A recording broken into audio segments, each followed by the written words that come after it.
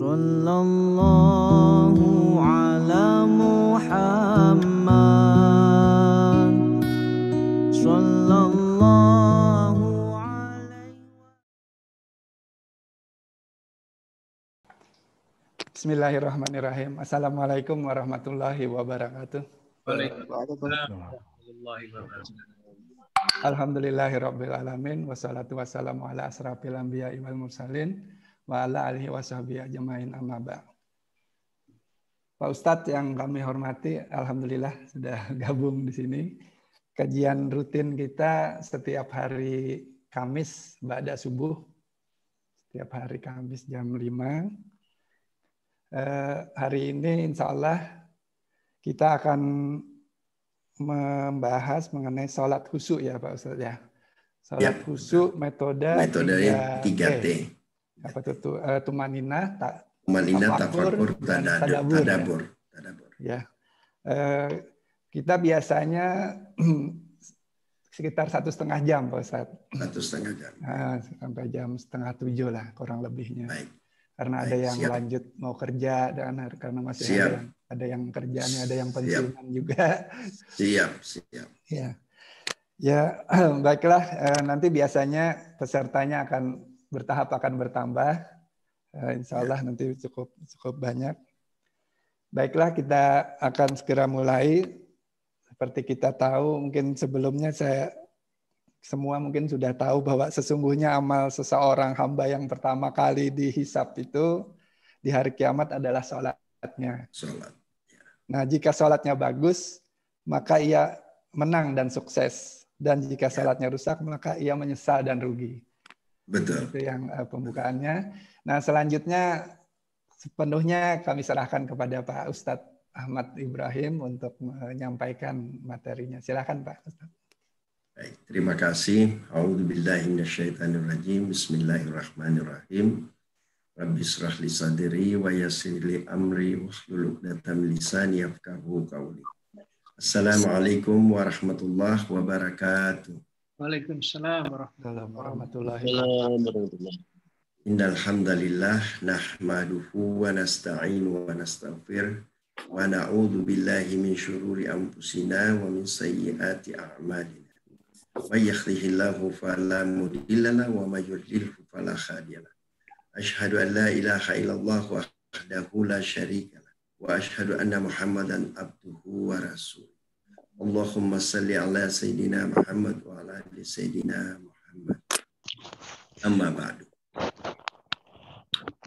Segala puja dan puji syukur kita panjatkan kehadirat Allah Subhanahu wa taala yang telah memberikan nikmat kepada kita yang begitu banyak. Yang tidak mungkin kita bisa hitung jumlahnya. Contoh napas kita saja. Yang sehari-hari diberikan Allah. Kalau saja Allah menghentikan 15 menit saja, maka seluruh pembuluh darah kita akan pecah. Dan ini diberikan secara gratis. Dan tidak pernah kita syukuri, kata Allah.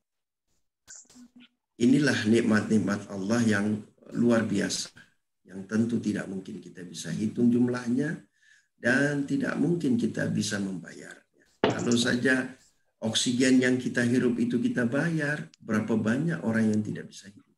Segelintir manusia yang bisa hidup, miliaran yang harus kita bayar, bahkan puluhan miliar selama hidup kita. Salawat dan salam senantiasa tercurah kepada baginda Rasulullah SAW beserta seluruh keluarganya, sahabat-sahabatnya, dan umatnya hingga akhir zaman. Bapak, Ibu, hadirin hadirat yang hadir di Zoom meeting ini, yang insya Allah dirahmati dan dimuliakan oleh Allah Subhanahu wa Ta'ala. Pada subuh hari ini kita akan membahas tentang sholat. Kenapa sholat? Karena yang paling pertama dihisab adalah sholat. Sholat kita. Tadi sudah disampaikan bahwa ketika sholatnya bagus maka sukses dia. Ketika sholatnya tidak bagus maka menderita dia atau menyesal. Kenapa Allah jadikan sholat yang pertama? Kenapa bukan puasa? Kenapa bukan zakat? Padahal zakat itu sangat penting. Tetapi kenapa sholat? Karena sholat ini adalah satu sistemnya Allah. sistem yang diberikan kepada kita untuk menjadikan kita berperilaku akhlak mulia. Tapi sholat yang bagaimana dulu yang bisa menjadikan kita berperilaku akhlak mulia. Makanya di dalam Al-Quran itu ada 5 jenis sholat. Nah, ini saya share filenya dulu supaya kita semua bisa lihat. Atau saya berikan ini dulu. Ini saya share filenya dulu. Ini supaya kita bisa. Nah, ini kelihatan Pak ya, Bu ya? Ya, kelihatan. Baik. Mungkin ini tidak terlalu besar bagi Bapak Ibu, tapi bisa digedein barangkali Bapak Ibu. Anunya mungkin bisa digedein. Apa namanya? Sorry. Ini bisa digedein. Bisa digedein sendiri ya. Ini kelihatan Bapak Ibu ya? Kelihatan. Nah, baik. Nah ini tadi yang saya sampaikan bahwa di dalam Al-Quran itu ada 5 jenis sholat. Nah sholat ini membentuk perilaku Pak. Dia membentuk perilaku menjadi akhlak mulia. Tapi yang bagaimana sholat itu yang membentuk perilaku akhlak mulia. Nanti kita bahas. Nah di dalam Al-Quran itu Allah sudah menjelaskan, maka di bawah ini ada Quran surah, Quran surah, Quran surah. Bapak Ibu bisa melihat Quran untuk melihat ini perilaku kita yang namanya akhlakina dan akhlak mulia. Saya jelaskan dulu sedikit. Sejak 700 tahun terakhir di dunia ini, inilah yang hilang nih. Apa itu akhlak? Kenapa akhlak yang paling utama? Karena Rasulullah diutus hanya untuk ini. Sebagaimana sabda Rasulullah. Bismillahirrahmanirrahim. Innama bu'istu liutammima makarimal akhlak. Saya ini diutus hanya untuk memperbaiki akhlak. Nah, akhlak yang mana? Akhlak mulia. Ketika Sayyidatina Aisyah radhiyallahu anhu ditanya, "Ya Aisyah, bagaimana perilaku Rasulullah?" Maka Aisyah menjawab bahwa perilaku Rasulullah itu adalah Al-Quran. Mas, Dedek. Adalah Mas. Al-Quran. Dek. Bapak Ibu, saya mute all dulu barangkali ya. Ya, betul, betul. Saya mute all dulu. Nanti kalau ada yang mau bertanya, silahkan di apa namanya? Baik, oke. Nah, ini Bapak Ibu. Jadi perilaku sholat itu harus membentuk perilaku menjadi perilaku akhlak mulia. Maka ketika Aisyah radhiyallahu anha ditanya, "Ya Aisyah, bagaimana perilaku Rasulullah?" Maka Aisyah menjawab bahwa perilaku Rasulullah adalah Al-Quran. Nah di dalam Al-Quran ini ada 60-an perilaku akhlak mulia dan 60-an perilaku akhlak hina. Akhlak hina itu adalah perilaku setan atau iblis. Sementara akhlak mulia itu adalah perilaku para nabi, para rasul, malaikat. Itu adalah sifat-sifat Allah. Nah inilah yang harus kita sifati, harus menjadikan diri kita. Sholat itulah inti daripada perilaku itu. Kenapa? Karena Allah berfirman di dalam Al-Quran, di surah Al-Ankabut ayat 45, "Inna sholata tanha anil fahsya'i wal munkar." Sesungguhnya sholat itu mencegah kita dari keji dan mungkar. Nah itu Bapak. Jadi kalau dia mencegah kita dari keji dari perbuatan keji dan mungkar, berarti sholat itu seperti vaksin. Vaksin kalau anak-anak itu misalnya supaya tercegah dari polio, dikasih vaksin polio supaya dia tidak polio. Tapi kalau ternyata dia polio atau dia misalnya cacar, kalau dikasih vaksin cacar, maka berarti vaksinnya yang tidak beres. Sama dengan sholat itu. Kalau dia masih keji dan mungkar, dia sholat, tapi masih keji dan mungkar, berarti sholatnya ada yang tidak beres. Perlu dibereskan. Makanya sholat itu yang paling pertama dihisap karena dia berkaitan dengan perilaku. Karena dia menimbulkan perilaku akhlak mulia tadi. Nah, maka kita membahas ini tentang sholat khusyuk. Apa dasarnya? Ini bukunya. Ada bukunya. Kalau Bapak Ibu mau bukunya bisa menghubungi saya. Nanti bisa dikirimkan. Kemudian apa legalitas daripada dasar kita membicarakan ini? Jangan sampai ini dianggap, oh ini ilmu baru, ini ilmu begini. Bukan ilmu baru, metodenya doang yang baru. Ilmunya sejak Rasulullah sudah ada. Bahkan sejak para nabi dahulu sudah ada. Maka kita legalkan. Oleh Pak Lukman Hakim ini dimintakan rekomendasi dari Majelis Ulama Indonesia. Jadi sebelum diberikan kepada Bapak Ibu sekalian, kepada masyarakat umum, bahkan di dunia ini, maka dimintakan dulu rekomendasi kepada Majelis Ulama Indonesia sejak tahun 2000. Nah, 2000 itu Majelis Ulama masih bersatu. Jadi rekomendasi ini masih paten. Kalau sekarang kan pecah-pecah tuh. Sehingga ada bertanya biasanya, ulama yang mana? Nah, kalau ini masih dulu 2000 masih bersatu semua. Jadi ini masih paten. Kemudian ini pernah dilakukan Kongres Umat Islam tentang keindahan Islam. Di situ juga dibahas tentang ini 2005. Kemudian di Majelis Ulama Sulawesi Selatan sudah dikaji juga. Kemudian dibuatkan hak cipta di Menkumham tentang buku ini dan pedomannya. Supaya apa? Supaya jangan nanti dianggap ini ilegal atau sesat. Sehingga kita perlu berikan kepada para ulama untuk mengkaji dulu. Ternyata ini sudah dilakukan pada para ulama-ulama terdahulu, tetapi dalam metode mengajarkannya sangat kuat. Harus masuk tarekat, harus masuk ini, sehingga orang malas belajarnya. Dirumuskanlah oleh Pak Lukman Hakim. Sama dengan metode mengaji. Dulu metode mengaji kita konvensional, tradisional. Akhirnya ditemukanlah metode Iqra. Sekarang ada metode Al-Barqi, metode Kaisa, dan metode yang lain-lain. Itu metode. Tetapi prinsipnya sama. Hakikatnya sama. Bahwa ujungnya adalah Al-Quran dan As-Sunnah. Seperti itu. Ini saya jelaskan dulu supaya tidak salah. Ini. Seberapapun banyaknya gelar Anda dalam bidang agama. Baik Anda profesor, doktor, MA, dan sebagainya. Akhirnya yang dipraktekkan dalam kehidupan sehari-hari hanya tinggal dua. Dua saja, yaitu apa? Sholat yang khusyuk dan akhlak mulia. Kenapa sholat yang khusyuk? Karena sholat kita lakukan sehari-hari, Bapak Ibu. Minimal 5 kali sehari semalam. Begitu. Subuh tadi, kemudian duhur nanti, asar, maghrib, isya. 5 kali minimal. Nah, karena dilakukan sehari-hari, dia menjadi satu karakter dalam kehidupan kita.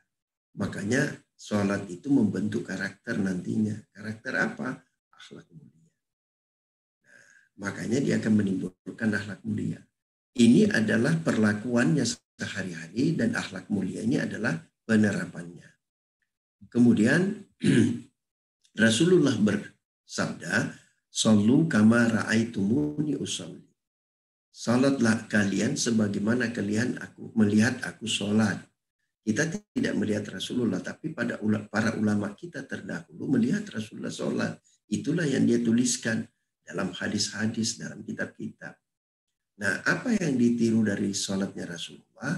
Pertama, gerakan badannya. Kita sama pasti. Takbir sama.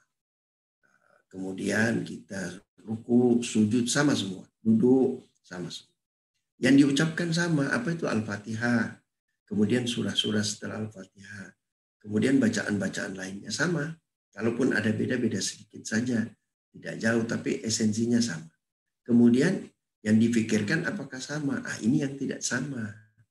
Antara yang Rasulullah fikirkan dengan kita berbeda.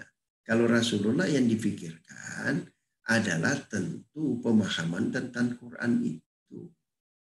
Sementara kita yang difikirkan adalah dunia saat sholat itu. Makanya lari jauh. Makanya tidak bisa membentuk akhlak mulia. Kemudian yang dihayati, yang dijiwai. Rasulullah saat sholat itu sangat menjiwai, sangat menghayati. Sementara kita ketika sholat itu, pikiran kita, perasaan kita itu lari kemana-mana. Begitu. Jadi ini yang lari Bapak Ibu. Kemudian ini kita lihat Apa yang dipikirkan dan dijiwai Rasulullah saat sholat, nah dipastikan pikirannya bekerja memahami benar yang diucapkan. Jadi apa yang diucapkan dari murid Rasulullah ketika sholat berupa ayat-ayat suci Al-Quran, itu dia pahami betul artinya, dia pahami betul maknanya. Bukan sekedar dia baca Arabnya. Nah kita kebanyakan hanya baca Arabnya. Kalau ditanya mayoritas kepada kita, mayoritas di Indonesia, artinya Al-Fatihah hafal? Tidak. Hafal Al-Fatihahnya, tapi Arabnya doang.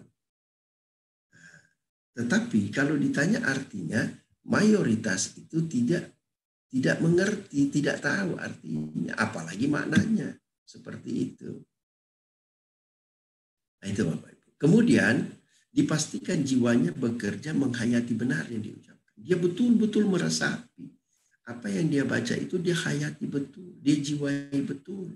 Nah kita apa yang dibacakan, dibaca lain, gerakannya lain, pikirannya lain. Nah, ini yang jadi masalah buat kita.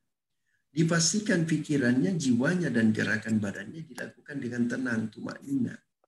Nah kita sifatnya buru-buru. Salatnya salatnya 4 rakaat 2 menit. Atau salat sunnahnya 1 menit lebih. Saya juga biasa heran. Ketika saya masuk masjid, waktu untuk qomat itu tinggal 1 menit. Orang masih sholat sunat. Apa yang dibaca? Sifatnya terburu-buru. Persiapan untuk sholatnya tidak ada. Jadi pikiran dan jiwa saat sholat adalah wilayah khusyuk. Jadi pikiran kita itu, jiwa kita. Pikiran itu adalah bagian daripada jiwa. Nanti saya jelaskan. Itu adalah wilayah khusyuk. Makanya karena itu metode untuk meraih khusyuk adalah tumaknina, tafakur, tadabbur. Ini metode Bapak. Bisa saja menggunakan metode lain. Hanya metode ini sudah dikaji para ulama. Dan metode ini adalah metode yang paling efektif. Kenapa? Karena sesuai dengan as-sunnah, apa itu adalah tumaknina. Sebagaimana Rasulullah ketika satu waktu duduk di masjid, ada sahabat datang, dia sholat. Ketika habis sholat, dia menghampiri Rasulullah, ditanya, habis apa sholat? Belum sholat, ulangi lagi, sampai 3 kali. Terus dia bilang, ya Rasulullah bagaimana? Dia bilang, Rasulullah berkata, Anda tidak tumaknina. Nah, tumaknina itu tadi, tenang pikirannya, tenang gerakannya, dan tenang bacaannya. Nah, kita buru-buru. Nah, seperti itu. Bapak. Kemudian, ini kembali lagi. Nah ini, salat yang khusyuk itu salat ucapan dan gerakan, salat pikiran, jiwa, dan hati. Jadi salat kita itu bukan hanya sekedar ucapan dan gerakan doang, tapi jiwa kita juga harus salat. Seperti itu Bapak. Nah makanya di dalam salat itu ada 5 motivasi orang untuk salat. Pertama karena ketakutan. Kenapa ketakutan? Karena dia takut sama Allah saja, dia takut takut masuk neraka saja. Sekedar takut, aduh saya nanti kalau tidak sholat masuk neraka. Jadi dia sholat karena takut masuk neraka. Makanya Rabi'atul Adawiyah mengatakan, kalau saya ini ya Allah menyembah engkau hanya karena mengharapkan surgamu, tidak usah kau kasih surga saya. Kalau saya menyembah engkau ini ya Allah, saya hanya takut nerakamu, masukkan saya ke dalam api neraka. Karena bukan itu esensinya. Esensinya adalah ketundukan dan kepatuhan kepada Allah. Apa yang Allah perintahkan kita wajib tunduk patuh. Persoalan kita diberi ganjaran itu urusan Allah. Dia mau kasih atau tidak.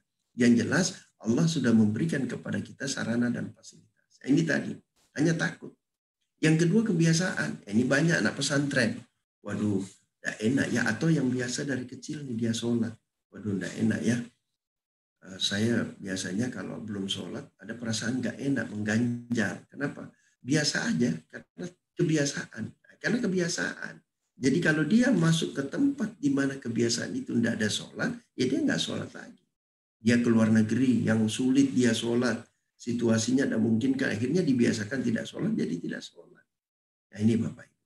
Yang ketiga karena keperluan. Nah, ini yang paling banyak nih. Mau pilkada nih seperti sekarang, pilwalkot, pilgub, bukan main. Bukan main, sholatnya ditambah terus, duhanya tambah. Dia ke ustadz tuh, dia ke ulama tuh. Saya mau ini nih, tolong. Wiridnya apa? Oh ya tambah duhanya, tambah ininya. karena ada keperluannya. Begitu keperluannya tercapai, berkurang ibadahnya. Jadi dia karena keperluan. Karena keperluan doanya ditambah terus. Keperluan sholatnya ditambah. Sholat malamnya ditambah. Kenapa? Karena ada keperluan. Keperluannya apa? Mau naik jabatan. Mau jadi anggota DPR. Macam-macam keperluannya. Itu. Kemudian kemanfaatan. Kemanfaatan itu apa? Wah, sholat ini manfaatnya luar biasa. Kita jadi sehat. Sesuai dengan kajian-kajian kesehatan. Maka dia sholat karena kemanfaatan. Nah yang kelima karena kemuliaan. Inilah sholatnya para nabi. Jadi dia sholat karena kemuliaan. Dia akan dimuliakan oleh Allah. Dia tahu bahwa ketika sholat dia akan dimuliakan oleh Allah. Dia akan melahirkan perbuatan akhlak mulia. Makanya dia sholat. Nah inilah yang kurang sekarang ini Bapak Ibu. Kebanyakan kita sholat hanya di 4 jenis sholat. 4 motivasi sholat tadi. Seperti itu. Ini saya cepat-cepat aja. Karena waktu kan ini panjang sekali. Kemudian ada 5 tingkat menggunakan kecerdasan pikiran manusia dalam sholat. Pertama tingkat kecerdasan burung beo. Kenapa burung beo? Burung beo itu hanya tahu bunyi. Jadi kalau kita hanya tahu Arabnya, baca Bismillahirrahmanirrahim, baca Al-Fatihah, burung beo juga bisa. Berarti kita baru tingkatan kecerdasan kita yang kita pakai baru tingkat kecerdasan burung beo. Padahal manusia itu punya 5 tingkatan kecerdasan. Yang dipakai hanya burung beo. Dari umur 7 tahun sampai 60 tahun, sampai 70 tahun kecerdasan burung beo. Kenapa? Tidak ditingkatkan kecerdasannya. Kemudian tingkat kecerdasan anak usia 5 tahun. Maksudnya bagaimana? Anak usia 5 tahun kalau diajari artinya, Al-Fatihah ini Bismillahirrahmanirrahim. Artinya apa? Dengan nama Allah yang Maha Pengasih lagi. Alhamdulillahirabbil alamin artinya apa? Segala puji bagi Allah Tuhan semesta. Nah, hanya sampai di situ, hanya tahu artinya doang. Itu berarti anak umur 5 tahun. Berarti kalau kita baru tahu artinya, kita setingkat dengan anak umur 5 tahun. Tingkatan kecerdasan yang kita pakai dalam sholat. Kemudian tingkat kecerdasan orang dewasa. Wah, dia sudah tahu artinya, dia sudah tahu maknanya. Bismillahirrahmanirrahim. Apa maknanya? Maknanya adalah nikmat Allah yang diberikan kepada kita yang terus-menerus tidak berhenti. Kasih sayangnya Allah. Jadi di situ ada kasih sayang Allah. Kasih sayang Allah berupa apa? Berupa nikmat. Nikmat yang diberikan terus-menerus. Contoh napas 24 jam tidak terhenti. Ini nikmat yang jarang kita syukuri. Nah kalau kita dewasa, dewasa harusnya kita syukuri ini. Nah, kemudian tetapi belum dipakai dalam sholat. Baru sekedar tahu doang. Kemudian tingkatan kecerdasan orang dewasa terlatih. Mulai dia latih tuh dalam sholatnya. Ketika dia takbir, mulai itu dia tahu kebesaran Allah bagaimana.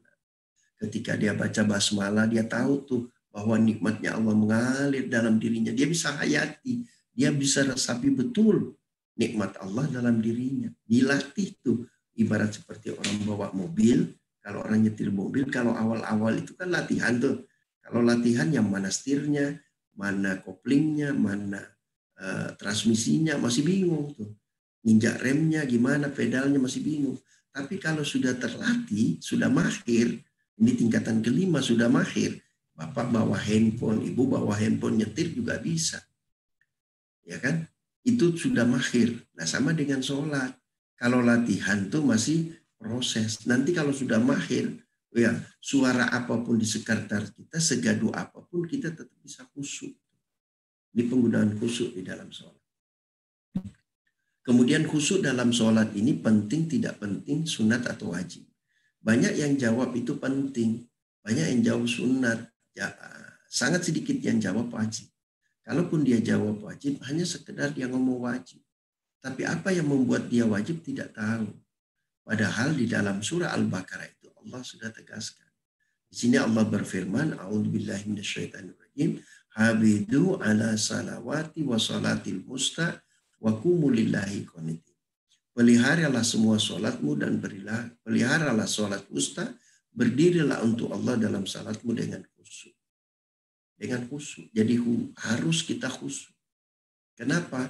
Karena kalau kita tidak khusyuk, maka salat kita itu tidak benar. Kita hanya menggugurkan kewajiban. Oke. Nah ini. Khusyuk dalam sholat tidak cukup hanya dipelajari, dikaji, dipahami, didiskusikan. Harus berlatih. Jadi khusyuk itu dilatih, Ibu. Sebagaimana Ibu latihan nyetir mobil, sebagaimana Bapak Ibu berenang. Contoh berenang Bapak Ibu. Ketika di sekolah diajarkan teori berenang, gaya punggung, gaya dada, gaya ini, gaya ini. Ketika mereka lari masuk ke kolam renang atau ke laut, bisa nggak dia pakai teori? Tidak bisa. Kenapa? Karena dia hanya belajar teori. Begitu dibawa ke kolam renang yang dipakai gaya batu. Kenapa? Seluruh gaya yang dia pelajari tidak bisa dia lakukan. Kenapa? Karena tidak pernah dipraktekkan. Tidak pernah dilatih. Maka seperti juga dengan sholat ini. Harus dilatih. Dilatih pikiran kita. Bagaimana pikiran kita untuk bisa khusyuk. Bagaimana pikiran kita untuk memaknai bacaan-bacaan sholat yang kita baca. Terutama Al-Fatihah. Sehingga pikiran kita tidak kemana-mana saat sholat. Nah ini. Latihan tuma'aninah tafakur tadabbur dilakukan di luar sholat. Pelaksanaan sholat harus dilakukan sesuai ketentuan syariat dan dalam bahasa Arab. Nah ini. Jadi sholat itu harus bahasa Arab dan harus sesuai syariat. Nah latihannya nanti di luar sholat. Sehingga nanti ketika kita sholat, itu kita sudah mahir. Sama dengan tadi bertanding, sama dengan nyetir mobil. Kalau kita latihan di jalan raya, kita bisa ditabrak. Kita bisa salah-salah. Latihannya dicari tempat di mana kita baru belajar. Sama dengan berenang. Kalau kita langsung bertanding, pasti kalah, pasti hancur. Kita latihan dulu. Kalau di kolam-kolam yang dangkal dulu, nanti lama-lama baru ke tempat yang dalam. Seperti itu Bapak Ibu. Nah, makanya di dalam Al-Quran Bapak Ibu ada 6 jenis sholat. Bapak Ibu. Nah, pertama tadi saya sudah jelaskan bahwa pertama itu adalah sholat mabuk. Yang mana sholat mabuk itu di surah An-Nisa ayat 43 Allah berfirman, Ya ayyuhalladzina amanu la takrabus sholata wa antum sukara hatta ta'lamu ma taqulun. Hai orang-orang beriman, janganlah kamu sholat sedang kamu dalam keadaan mabuk sehingga kamu mengerti apa yang kamu ucapkan. Asbabun nusul daripada ayat ini, ketika ada seorang sahabat habis minum khamar, dia sholat. Ketika sholat dia lupa yang dia baca tuh, sehingga dia dianggap mabuk. Tetapi apakah ayat ini hanya berlaku sampai saat itu? Karena saat ini tidak ada lagi orang mabuk yang masuk ke masjid maupun sholat. Tidak ada. Yang habis minum khamar tidak ada. Tetapi yang mabuk dunia banyak. Maka di ayat ini di akhirnya, hatta ta'lamu ma taqulun, Allah tegaskan sehingga kamu mengerti apa yang kamu ucapkan. Jadi kalau kita belum mengerti apa yang kita ucapkan, itu dianggap mabuk dalam sholat. Kita baca Bismillahirrahmanirrahim, tidak tahu artinya, tidak tahu maknanya, berarti kita mabuk. Kita baca Al-Fatihah, tidak tahu artinya, kita mabuk berarti. Tidak tahu maknanya, kita mabuk. Artinya, maknanya kita tidak tahu, artinya tidak tahu, ya mabuk kita. Kita tidak mengerti apa yang diucapkan. Orang Arab kalau dia baca itu mengerti dia. Nah, kalau kita orang Indonesia, bahasa Arab tidak mengerti. Kecuali orang yang pernah belajar bahasa Arab. Kemudian dia mengerti lagi artinya, mengerti maknanya, dia tidak hayati. Itu lari lagi pikirannya. Seperti itu. Ini Bapak. Kemudian yang kedua, apalagi sholat munafik. Ini di surah An-Nisa ayat 142. Innal munafiqina yukhadi'una Allah wa huwa khadi'uhum. Wa idza qamu ila sholata qamu kusala. Yura'una an-nasa wa la yadhkuruna Allah illa qalila. Sesungguhnya orang-orang munafik itu menipu Allah. Dan Allah akan membalas tipu daya mereka. Dan apabila mereka berdiri untuk sholat, mereka berdiri dengan malas. Yang mana berdiri dengan malas? Sudah sampai waktu asar, dia masih mengerjakan pekerjaan yang lain, meninggalkan. Menganggap enteng sholat. Ya, nanti sedikit lagi. Akhirnya masuk waktu maghrib, baru dia mau sholat asar. Masuk waktu asar, baru mau sholat duhur. Nah ini. masuk, aduh ini dianggap enteng sholat. Lebih baik dia kerjakan yang lain yang tidak penting, dia kerjakan dibanding sholat. Padahal sholat ini utama. Nah, ini namanya malas-malasan. Kalau ada istrinya di rumah, waduh Pak sholat, iya cepat. Begitu di warung kopi cerita lupa, sholatnya tertinggal-tinggal. Yang kedua, ini riya. Riya itu kalau ada pimpinan, ada pejabat, ukamai, dia paling depan. Kalau perlu dia jadi imam. Ya kan? Riya nih, ada orang yang dipertontonkan. Tapi kalau tidak ada, ya ntar deh, nanti aja. Yang ketiga, tidak mengingat Allah. Tidaklah mereka mengingat Allah kecuali sedikit. Maksudnya begini Pak, dia hanya mengingat, dia ingat Allah tapi sedikit. Kapan itu dia ingat Allah? Ketika takbir, ketika iyyaka na'budu wa iyyaka nasta'in, kemudian ketika asyhadu an la ilaha illallah. Di situ doang dia ingat Allah. Selebihnya dia tidak ingat Allah. Apa yang diingat? Dunia. Contoh dia takbir, Allah. Begitu dia baca doa iftitah, mulai itu kunci tadi di mana ya kunci saya? Perasaan tadi dari pasar masih ada kunci motor saya. Nah, terus jalan lagi, waduh mungkin di ruang tamu. Tadi saya lewat ruang tamu, saya bawa belanjaan. Padahal sementara baca Al-Fatihah ini, sementara sholat, pikirannya kemana-mana. Akhirnya apa? Begitu salam, dia temukan kuncinya di mana? Di kamar. Jadi sepanjang sholat yang dia ingat kunci. Ada juga yang orang ingat pekerjaannya. Takbir itu Allahu Akbar. Begitu takbir ingat, ya Allah, mudah-mudahan bosku nanti tidak marah-marah, kurang sedikit. Nah itu, macam-macam. Marahan sama istrinya, nah itu pikirannya kemana-mana. Nah ini yang akan kita latih, bagaimana melatihnya supaya ini bisa terarah, terfokus kepada makna-makna bacaan sholat yang kita baca. Nah ini seperti itu. Dan ini banyak sekali Bapak Ibu. Ini yang paling banyak. Jangankan kita. Para ulama pun masih banyak yang begini. Kiai-kiai pun banyak yang begini. Kalau saya tanya ustadz-ustadz masih banyak.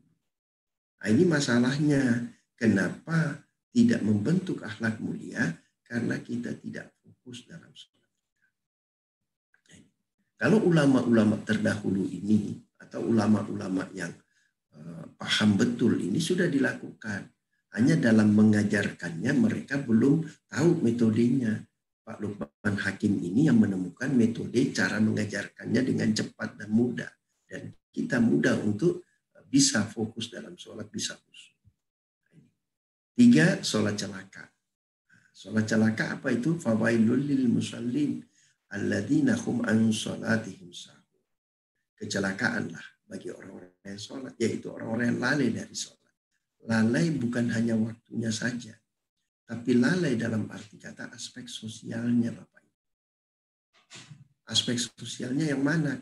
Aspek sosial dalam kehidupan bermasyarakat. Kenapa? Karena ayat ini dibuka dengan kata-kata sosial. Apa itu? Bismillahirrahmanirrahim. Ara'aital ladzi yukazzibu biddin. Tahukah kamu orang yang mendustakan agama? Yang mana itu? Orang yang menghardik anak yatim. Menghardik anak yatim adalah perilaku sosial. Tidak memberi makan fakir miskin adalah perilaku sosial. Riya adalah perilaku sosial. Jadi siapa saja yang perilaku sosialnya menyimpang dari Al-Quran, ketentuan Al-Quran, dianggap celaka walaupun dia sholat. Banyak orang sholat tapi korupsi. Nah ini celaka dia. Sholatnya sholat celaka, bukan sholat khusyuk. Sampai hitam dahinya di sini, tapi kerjanya ribut. Ribut maki-maki orang, ribut persoalan dalam masjid. Di masjid aja ribut tuh, sesama pengurus masjid. Padahal dahinya sudah hitam. Sholatnya bukan main. Semua sholat rawatib diambil. Tapi nyatanya perilakunya jelek. Maka suatu waktu, sahabat itu, Rasulullah menyatakan si fulan itu masuk surga. Sahabat ke sana. Ketika sahabat ke sana, ngecek, tidur di rumahnya dan sebagainya. Kembali melapor, ya Rasulullah, bagaimana si fulan ini? Sholatnya biasa-biasa aja.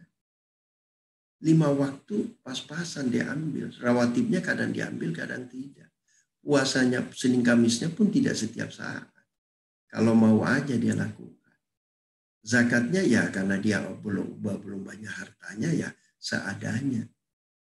Terus kenapa Rasulullah, baginda Rasulullah dibilang dia masuk surga? Terus Rasulullah bagaimana sama tetangganya? Waduh, bagus sekali Rasulullah. Kepada tamu, kepada tetangga, pelayanannya luar biasa. Rasulullah bilang itu yang membuat dia masuk surga. Perilakunya. Jadi ada lagi satu. Wah, ini masuk neraka nih kata Rasulullah. Loh, kenapa bisa? Padahal sholatnya luar biasa. Nginap lagi di rumahnya tuh sahabat. Lah nginap dia teliti, datang tuh ke Rasulullah. Ya Rasulullah, si Fulan ini bagus sekali sholatnya. Waduh, ibadah mahdanya luar biasa. Subuhnya, duhanya, tahajudnya, waduh luar biasa. Mengajinya luar biasa sekali. Semua sholat rawatib, waduh tambahannya luar biasa. Puasa Senin Kamisnya. Bahkan dia biasa puasa Nabi Daud. Tapi kenapa disebut dia masuk neraka? Tanya, hubungannya bagaimana? Aduh memang. Di sini bertengkar, di situ bertengkar, di sini ribut, di situ ribut. Sering zolimi orang. Itu yang membuat dia masuk neraka. Jadi ibadah mahdadiyah tidak membuat perilakunya berakhlak mulia. Ngomongnya doang, akhlak mulia, tapi perilakunya tidak mencerminkan dalam kehidupan dia. Ini yang harus terubah nih. Makanya muncul ini dalam Al-Quran, sholat celaka. Kemudian berikutnya, Bapak Ibu, sambil jalan kalau ada yang mau bertanya silahkan Bapak Ibu ya. Atau bisa juga setelah ini barangkali kita ini. Kemudian berikutnya adalah sholat khusyuk. Nah ini sholat khusyuk, ini Allah berfirman di surah Al-Mu'minun ayat 1 dan 2, surah ke-23 dalam Al-Quran. A'udzubillahi minasyaitonirrajim. Bismillahirrahmanirrahim. Qad aflahal mu'minun alladzina hum fi salatihim khashi'un. Sesungguhnya berpahalalah, beruntunglah orang-orang yang beriman, yaitu orang-orang yang khusyuk dalam sholat. Jadi yang khusyuklah itu yang diterima, yang berpahala. Makanya Abu Hurairah radhiyallahu anhu berkata, ada orang yang sudah 60 tahun sholatnya itu tidak diterima. Kenapa? Karena tadi kalau rukuknya tidak sempurna, kalau sujudnya tidak sempurna. Maka untuk itu Bapak Ibu, mari kita saksikan yang satu ini. Saya stop dulu ini, kemudian saya share lagi ini. Nah, kita saksikan dulu ini Bapak Ibu bersama. Sebelum saya lanjutkan.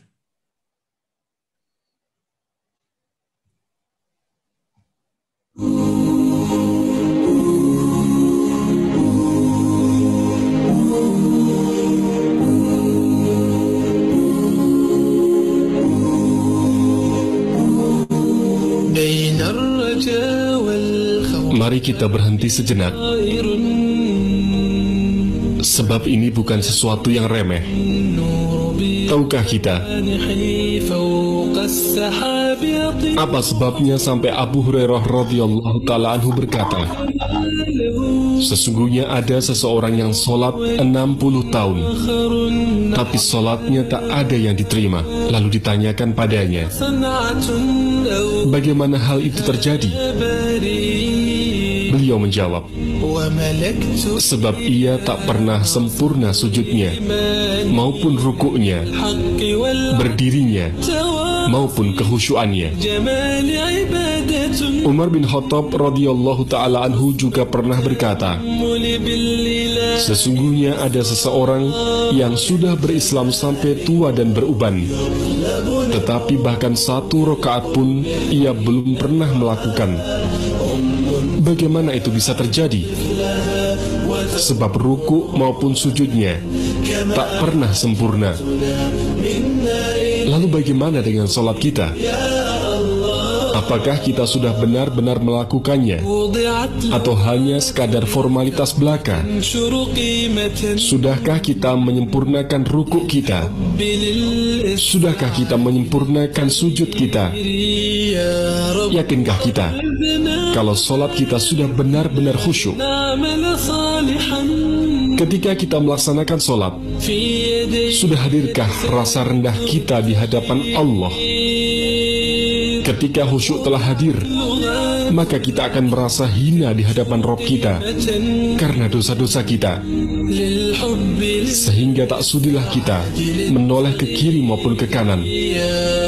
Tak mungkin melakukan gerakan-gerakan yang tak berguna. Ketika kita ingin sholat kita segera selesai, maka belum hadir rasa khusyuk dalam sholat kita.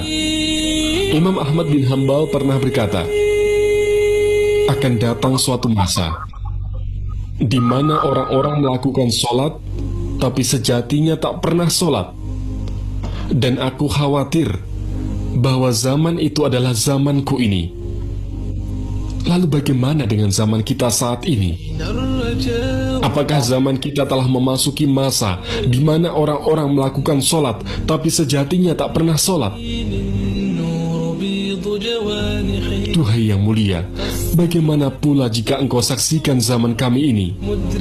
Imam Ghazali pernah berkata, sesungguhnya ada seseorang yang bersujud, dan ia menyangka dengan sujudnya ia sedang mendekat kepada Allah. Demi Allah, kalau saja dosa dari sujud ini ditampakkan, akan binasa seluruh penduduk negeri. Bagaimana hal itu terjadi? Sebab ia sujud di hadapan Tuhannya, tapi ingatannya sibuk dengan dunia dan segala isinya. Nabi SAW bersabda, "Wajulat qurratu aini fis shalah."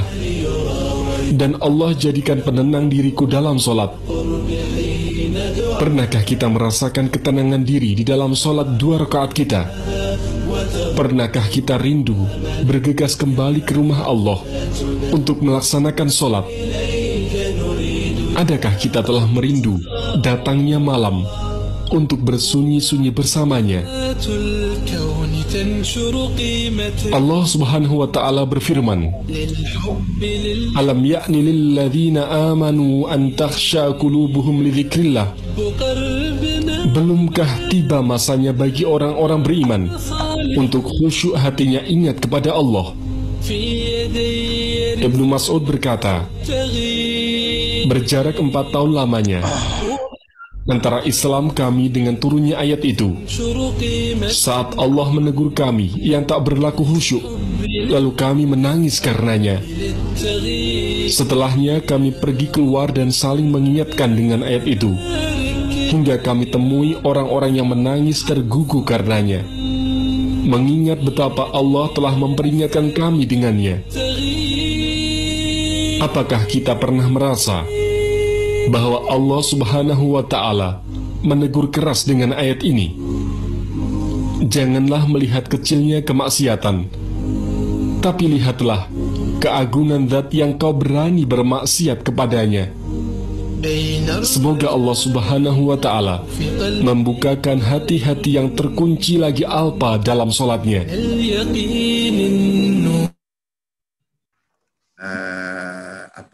Kita lihat bersama bahwa betapa pentingnya sholat di dalam kehidupan kita. Ia akan membentuk perilaku kita menjadi perilaku halal. Sebagaimana firman Allah di dalam Al-Quran, "A'udzubillahi minasyaitonirrajim, inna sholata tanha 'anil fahsya'i wal munkar." Kemudian begini Bapak Ibu, nanti di akhirat itu ketika kita dipanggil nih, contoh, si fulan sini. Jika datang si fulan, tanya kakinya si fulan. Kaki si fulan, kamu sholat? Iya ya Allah, saya jam 3 subuh sudah ke masjid. Jam 3 subuh sudah ke masjid. Sholat tahajud di masjid. Tangan, iya ya Allah, saya takbir juga. Ketika kaki melangkah ke masjid, sampai di masjid saya takbir. Lidah, iya ya Allah, saya sebutkan kalam-kalammu ya Allah. Terus ditanya, pikiranmu kemana? Pikirannya ini ya Allah. Pikirkan anaknya, pikirkan pekerjaannya, pikirkan kunci yang hilang, pikirkan dompetnya, macam-macam. Nah, itu. Karena kebanyakan kita itu seperti itu, Pak. Apalagi misalnya hari Jumat tuh. Kita pergi sholat, kita pakai sandal yang bagus, atau kita dalam perjalanan pakai sepatu yang bagus. Begitu kita masuk masjid, sepatunya simpan depan, kita takbir, Allahu Akbar. Aduh, sepatu saya 2,5 juta, itu saya beli. Mana tuh kalau hilang? Coba Sampai salam sepatunya yang diingat. Silakan Bapak Ibu dibuka mute-nya, dibuka aja mute-nya, sudah nggak ada share. Buka aja biar seru nih. Kalau ada yang mau bertanya. Ya Pak, ya Pak Ustadz. Seperti itu. Kalau yang bertanya mungkin Jadi, bisa. nah ini yang seperti ini Bapak Ibu, yang paling banyak. Bukan hanya Bapak Ibu, saya juga mengalami. Tapi alhamdulillah sekarang sudah berkurang. Sejak saya latihan terus ini berkurang. Memang kalau saya mau jelaskan secara rinci tadi yang saya share itu butuh waktu 4 jam baru selesai. Kita di sini cuma 1 jam. Jadi saya sudah tidak lanjutkan tadi slide-nya, karena kalau slide-nya saya lanjutkan itu masih banyak dan butuh waktu 4 jam. Saya inti-intinya aja tadi, kemudian saya jelaskan secara rinci. Nah, makanya di dalam Al-Quran, di surah Yasin itu Allah berfirman, Al-yawma nakhtimu ala afwahihim wa tukallimuna aydihim wa tashhadu arjuluhum bima kanu yaksibun. Artinya apa Bapak Ibu? Nah, ini kebanyakan kita nggak tahu. Padahal di situ jelas. Pada hari ini kami tutup mulutnya, tangan dan kaki ini jadi saksi. Jadi tangan kaki ini jadi saksi doang. Bahkan di surah An-Nur ayat 24 Allah berfirman yang artinya lidah, tangan, kaki jadi saksi. Jadi lidah, tangan, kaki jadi saksi. Makanya ketika dipanggil nanti cuma saksi doang. Nah Bapak Ibu, kalau saksi dihukum enggak Bapak Ibu? Kalau ada saksi dihukum enggak? Tentu tidak. Yang dihukum adalah terdakwa. Nah persoalannya kita selama ini hanya membuat sholat tubuh kita. Kita tidak pernah sholatkan jiwa kita. Nah persoalannya kita tidak tahu yang mana jiwa. Iya. Bapak Ibu, kira-kira nih dalam tubuh kita atau tubuh kita ini terdiri dari berapa Bapak Ibu? Kita interaktif aja nih. Iya. Kan biasanya orang bilang ada jasmani dan ada rohani. Tapi tidak seperti itu Pak. Ternyata dalam kita ini terdiri dari 4. Pertama adalah tubuh. Yang kedua adalah ruh, yang ketiga adalah jiwa, yang keempat adalah nyawa. Beda-beda Pak, beda-beda. Di Al-Quran pun beda-beda. Nah kira-kira nih dari 4 ini perbedaannya apa Bapak Ibu? Silakan Bapak Ibu kalau ada yang bisa. Bedanya apa kira-kira? Yang belum pernah ketemu saya, yang baru pertama ini ketemu saya, kira-kira bedanya apa Bapak Ibu? 4 ini. Nah inilah makanya para ulama dulu kita, sufi-sufi kita dalam mengajarkan itu pakai sistem namanya tarekat. Karena para sufi kita, ulama kita berkata, man arafa nafsahu faqad arafa rabbahu. Siapa yang mengenal dirinya, dia akan mengenal Tuhannya. Jadi kalau kita tidak kenal diri kita siapa, kita tidak kenal Tuhan. Nah mayoritas kita nggak kenal diri kita. Kalau saya Ahmad kenal saya, tapi saya tidak kenal siapa sebenarnya Ahmad itu. Dan Ahmad yang mana yang harus sholat. Yang selama ini sholat hanya tubuhnya Ahmad yang sholat. Jiwanya tidak pernah sholat. Nah kira-kira Bapak Ibu perbedaan jiwa, ruh, dan nyawa yang mana? Kalau tubuh kan kelihatan. Ini kan kelihatan tubuh kita ini, jasad kita ini. Makanya di dalam Al-Quran itu Allah berfirman. Itu di surah Al-Hijr ayat 26. Bapak Ibu kalau ada Quran silakan dibuka. Surah Al-Hijr ayat 26 Allah berfirman di situ yang artinya manusia itu diciptakan dari tanah yang tanah liat kering yang berasal dari tanah lumpur yang hitam yang diberi bentuk. Berarti manusia itu dari apa Bapak Ibu? Tubuh kita ini dari apa Bapak Ibu? Dari tanah, tapi tidak sempurna. Di situ ada tanah lumpur, berarti ada air. Maka di surah Al-Furqan, surah ke-25 di dalam Al-Quran, Allah berfirman, ayat 54, bahwa manusia itu diciptakan dari air. Jadi manusia itu terdiri dari tanah dan air. Makanya unsur kita paling banyak itu air. 60-70%, saya kira banyak yang dokter di sini, itu tubuh kita dari air. Kenapa? Karena memang kita diciptakan mayoritas dari air, tanah dan air. Kemudian proses penciptaan manusia itu, nah ini kan tanah lumpur yang hitam nih. Saya lihat di sini banyak yang putih-putih nih. Saya nggak tahu dari tanah apa nih. Jangan-jangan tanah sengketa Pak. Kalau yang hitam ini kayak saya ini hitam-hitam manis, coklat-coklat. Kulit saya ini sawo busuk, Pak, bukan sawo matang. Jadi tanah, Pak. Kalau yang putih seperti Pak Rodian ini kan putih nih kelihatannya. Jangan-jangan tanah sengketa, Pak. Pengaruh cahaya, Pak. Pengaruh cahaya. Oh, pengaruh cahaya. Pengaruh cahaya. Takut juga, Pak, ya, dari tanah bercanda, Pak. Dari Bapak tegang terus. Kan? Jadi tanah, Pak, tanah dan air. Kemudian proses penciptaan manusia itu Allah kabarkan kepada kita di dalam Al-Quran itu di surah Al-Mu'minun ayat 12 sampai 14. Apa itu? Pertama, manusia diciptakan dari saripati yang berasal dari tanah, tuh kan begitu ya. Yang kedua, dia menjadi alak. Alak itu segumpal darah. Dia menempel tuh setelah terjadi dia menjadi nutfah dulu, menjadi nutfah atau air mani. Kemudian nutfah ini setelah terjadi zigot, dia menjadi alak, segumpal darah tuh, yang menempel di dalam rahim. Ya kan? Dia makanannya darah. Kemudian setelah segumpal darah, dia menjadi segumpal daging. Kemudian segumpal daging menjadi tulang belulang. Kemudian tulang belulang dibungkus oleh daging, kemudian menjadi halkan. Ada 7 proses penciptaan manusia itu. Kenapa mesti 7 proses? Allah kan bisa bilang kun fayakun selesai. Makanya iblis itu iri di situ. Kenapa? Kok manusia susah banget tuh dibuatnya sama Allah tuh prosesnya. Dan Allah diberikan kemuliaan yang sangat tinggi. Berikan pengetahuan yang sangat tinggi. Seperti itu. Nah, artinya manusia itu berat proses penciptaannya. Sama dengan penciptaan langit, 7 lapis langit dan 7 lapis bumi. Artinya Allah mau menggambarkan kepada kita bahwa manusia itu tidak diciptakan sia-sia dan tidak main-main. Allah itu menciptakan manusia. Allah bersungguh-sungguh menciptakan manusia. Maka dia minta juga kepada kita manusia untuk bersungguh-sungguh di bumi ini. Untuk apa? Sesuai dengan firman Allah di surah Az-Zariyat ayat 56, wa ma khalaqtul jinna wal ins illa liya'budun. Tidaklah kuciptakan jin dan manusia kecuali hanya untuk mengabdi kepada. Namanya abdi, kita mengabdi kepada Allah itu 24 jam.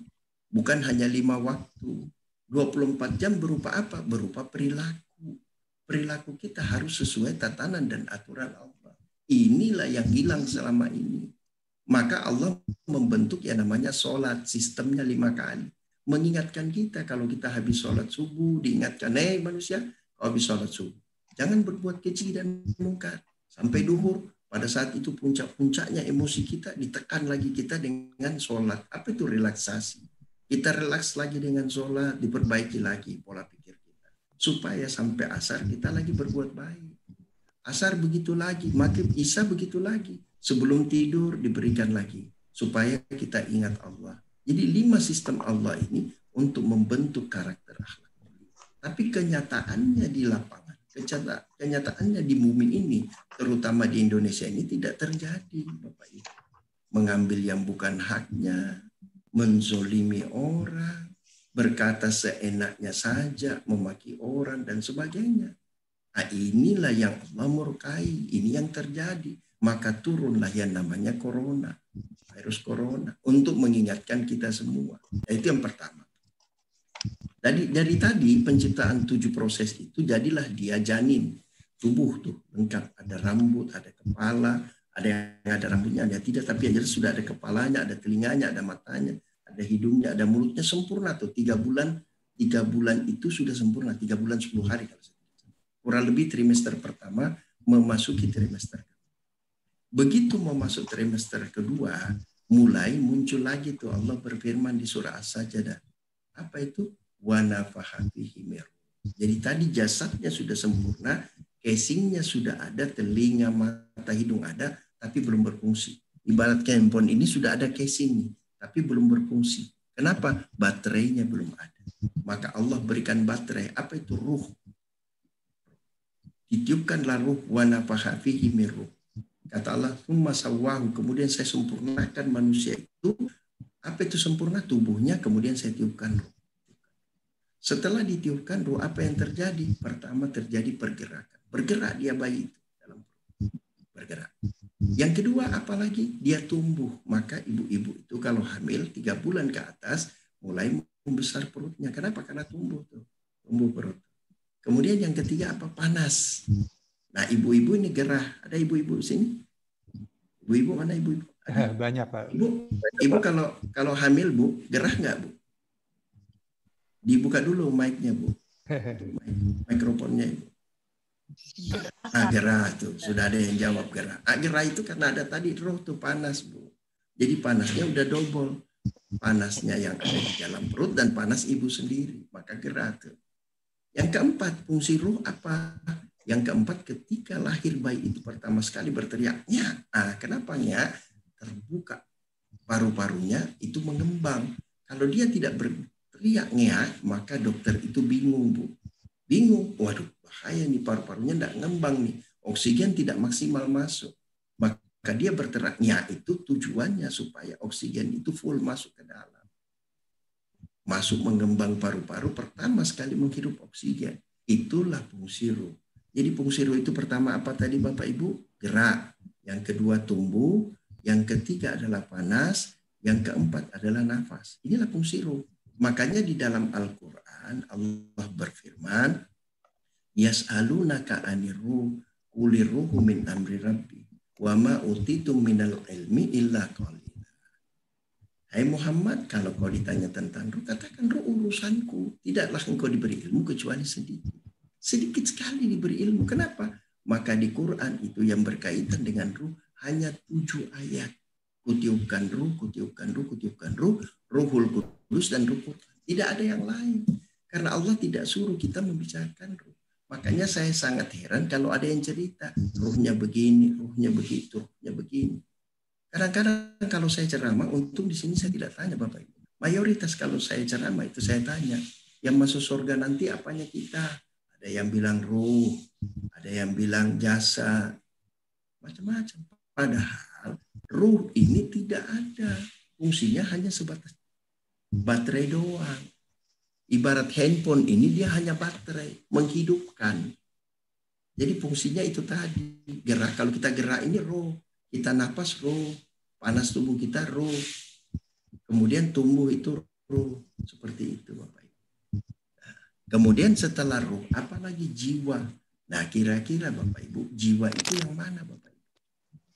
Tadi kan udah saya gambarkan tuh, kalau baterai ini adalah ruh. Ibarat handphone ini, casingnya ini adalah jasad kita, tubuh kita. Baterai adalah ruh. Kira-kira kalau jiwanya itu yang mana Bapak Ibu? Ada yang bisa Bapak Ibu? Memori. Ya? Kartnya. Apanya? IC-nya. IC-nya, ya benar Pak, tapi kurang sempurna. Prosesornya Pak. Prosesor. Periferalnya, ya periferal dan prosesor dan memori, itulah jiwa. Jadi jiwa itu seluruh yang ada di dalam ini yang berfungsi untuk memproses data, memproses input output, itulah jiwa.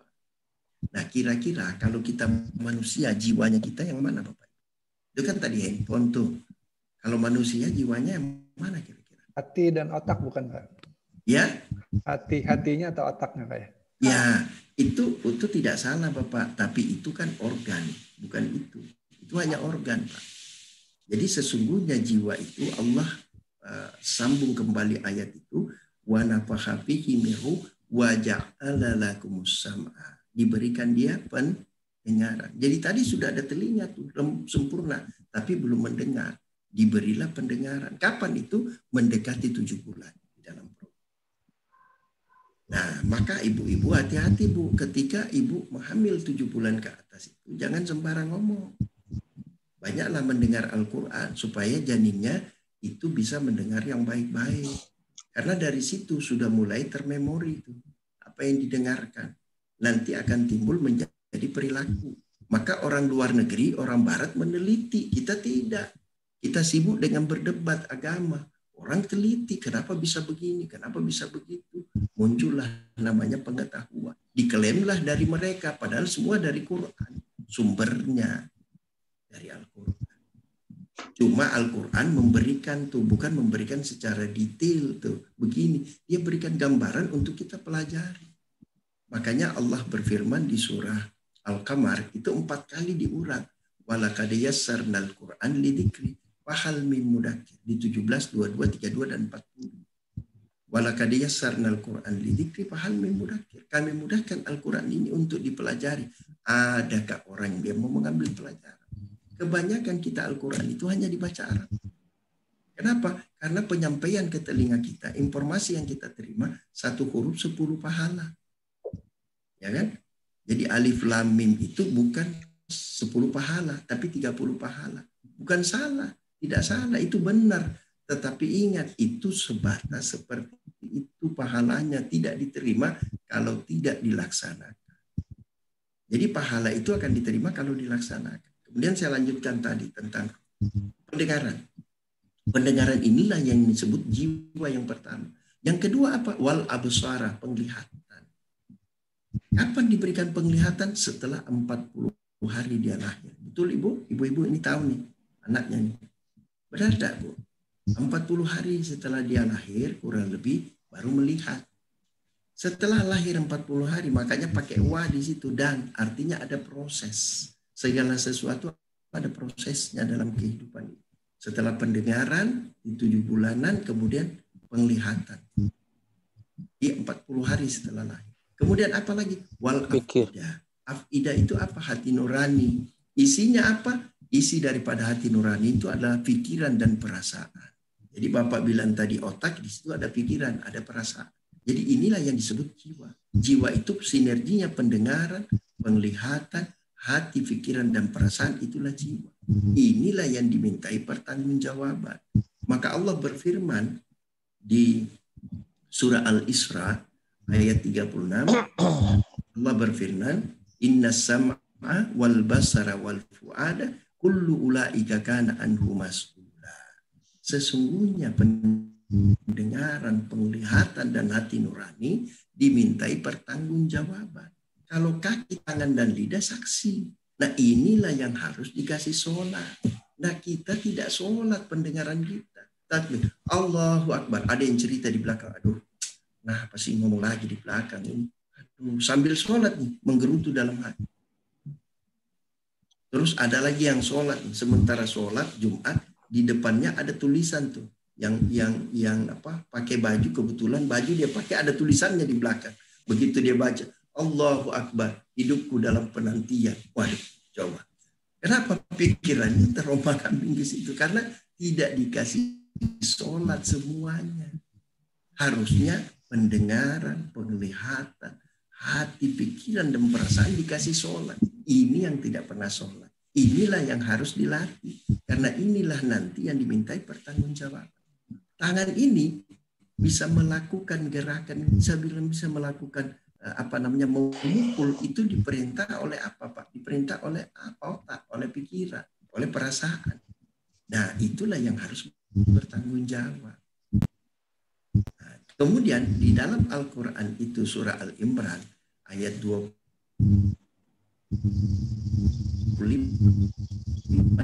dan 30, di situ Allah berfirman, setiap jiwa akan dibalas sesuai dengan apa yang dia lakukan. Jadi apapun yang dia lakukan, baik atau buruk, akan dibalas.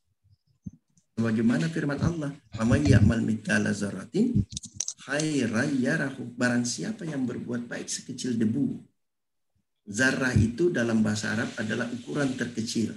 Dulu ukuran terkecilnya orang biji sawi, kemudian debu, kemudian ada lagi atom, ada lagi neutron. Pokoknya ukuran terkecil. Apapun ukuran terkecil itulah. Jadi kalau kita berbuat sekecil itu saja akan dibalas kebaikan kita.